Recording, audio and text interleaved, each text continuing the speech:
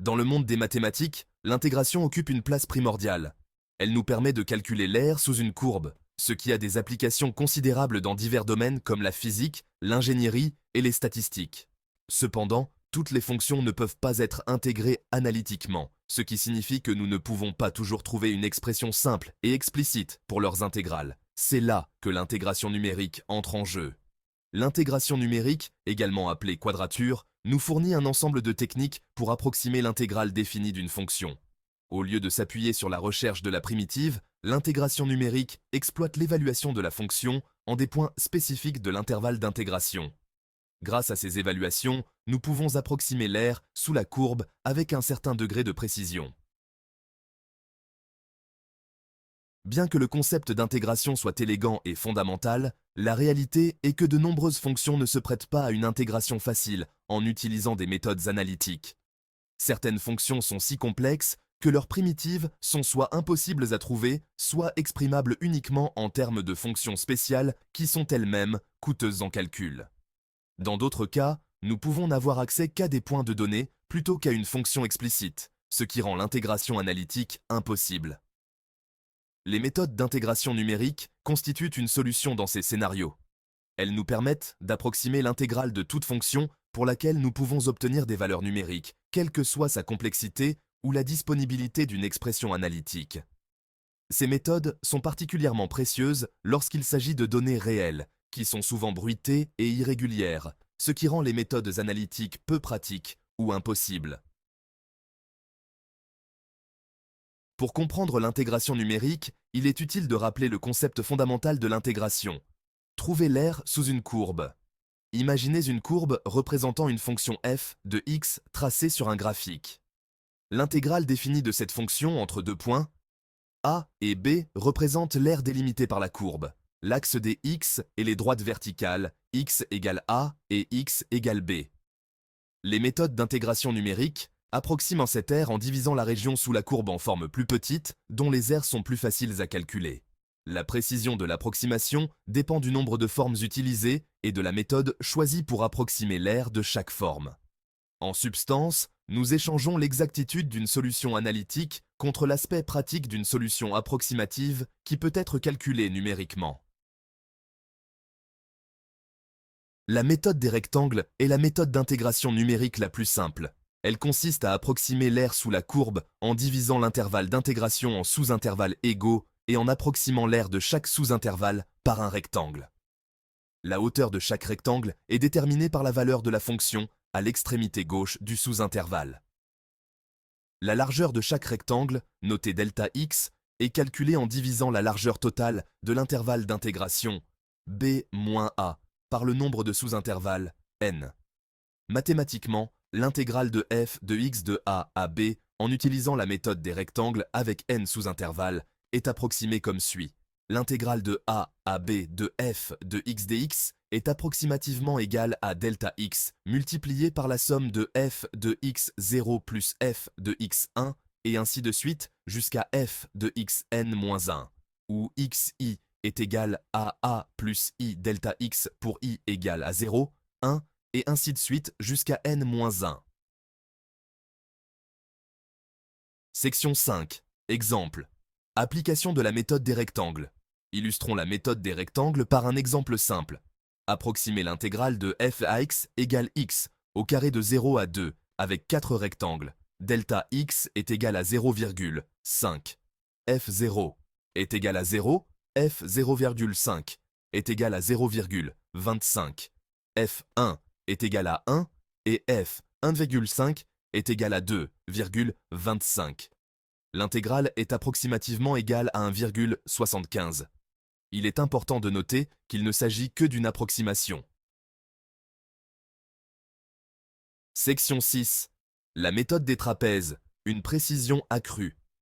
La méthode des trapèzes améliore la méthode des rectangles en approximant l'aire sous la courbe à l'aide de trapèzes au lieu de rectangles. Chaque trapèze est formé en reliant les extrémités de la fonction sur chaque sous-intervalle par une droite. Cela reflète mieux la forme de la courbe, ce qui conduit à une approximation plus précise de l'intégrale. La formule de la méthode des trapèzes est la suivante. L'intégrale de a à b de fx dx est approximativement égal à delta x divisé par 2 multiplié par f0 plus 2 fois fx1 plus 2 fois fx2 plus 2 fois fxn1 plus fxn, où delta x est la largeur de chaque sous-intervalle et xi est égal à a plus i multiplié par delta x. Section 7. Exemple. Application de la méthode des trapèzes. Revenons à notre exemple précédent d'approximation de l'intégrale de fx égale x au carré de 0 à 2, cette fois en utilisant la méthode des trapèzes avec 4 sous-intervalles. Comme précédemment, delta x est égal à 0,5. Nous avons déjà les valeurs de la fonction de l'exemple précédent, nous pouvons donc appliquer directement la formule de la méthode des trapèzes. L'intégrale de 0 à 2 de x au carré dx est approximativement égale à 0,5 divisé par 2, multiplié par 0 plus 2 fois, 0,25 plus 2 fois, 1 plus 2 fois, 2,25 plus 4, ce qui donne 2,75. La méthode des trapèzes fournit une approximation plus proche de la valeur réelle de l'intégrale par rapport à la méthode des rectangles. Section 8. La méthode de Simpson, une précision encore plus grande. La méthode de Simpson améliore encore la précision de l'intégration numérique en utilisant des segments paraboliques pour approximer la courbe au lieu de droite. Cette méthode divise l'intervalle d'intégration en un nombre pair de sous-intervalles et utilise un polynôme du second degré pour approximer la courbe sur chaque paire de sous-intervalles adjacents. La formule de la méthode de Simpson est la suivante. L'intégrale de a à b de fx dx est approximativement égale à delta x divisé par 3 multiplié par la somme de fx0 plus 4 fois fx1 plus 2 fois fx2 plus 4 fois fx3 et ainsi de suite jusqu'à 2 fois fx no moins 2 plus 4 fois fx no moins 1 plus fxn, où n est un nombre pair de sous-intervalles.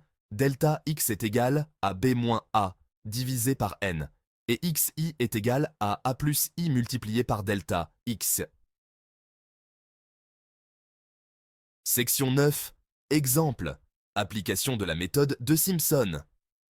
Appliquons la méthode de Simpson à notre exemple d'intégration de f de x égale x au carré de 0 à 2. Avec 4 sous-intervalles, n est égal à 4, delta x reste égal à 0,5. En utilisant les valeurs de la fonction que nous avons déjà calculées, nous pouvons appliquer la méthode de Simpson. L'intégrale de 0 à 2 de x au carré dx est approximativement égale à 0,5 divisé par 3, multiplié par la somme de 0 plus 4 fois, 0,25 plus 2 fois, 1 plus 4 fois 2,25 plus 4, ce qui donne 2,6667. Comme prévu, la méthode de Simpson fournit l'approximation la plus précise de l'intégrale parmi les 3 méthodes que nous avons vues. Section 10. Analyse des erreurs, comprendre les limites. Bien que les méthodes d'intégration numérique fournissent des approximations précieuses, il est crucial de se rappeler qu'elles ne sont pas sans limite. La précision de l'approximation dépend de plusieurs facteurs, notamment la méthode choisie, le nombre de sous-intervalles et le comportement de la fonction elle-même. À mesure que nous augmentons le nombre de sous-intervalles, la largeur de chaque sous-intervalle diminue, ce qui conduit à une approximation plus précise de la courbe et à une réduction de l'erreur. Cependant, l'augmentation du nombre de sous-intervalles augmente également le coût de calcul. Le choix de la méthode influence également la précision. La méthode de Simpson, avec son utilisation de segments paraboliques, fournit généralement les approximations les plus précises, suivies de la méthode des trapèzes, puis de la méthode des rectangles. Section 11. Conclusion. Choisir le bon outil pour le travail. Les méthodes d'intégration numérique nous fournissent des outils essentiels pour approximer les intégrales définies lorsque les solutions analytiques sont difficiles à obtenir. Le choix de la méthode dépend de l'équilibre souhaité entre précision et coût de calcul. La méthode des rectangles est la plus simple, mais la moins précise. La méthode des trapèzes offre une précision accrue en utilisant des trapèzes au lieu de rectangles, tandis que la méthode de Simpson offre une précision encore plus grande en utilisant des segments paraboliques. Comprendre les forces et les limites de chaque méthode nous permet de sélectionner l'outil le plus approprié pour un problème d'intégration donné. En examinant attentivement le comportement de la fonction, la précision souhaitée et les ressources de calcul disponibles, nous pouvons utiliser en toute confiance les techniques d'intégration numérique pour résoudre un large éventail de problèmes mathématiques et concrets.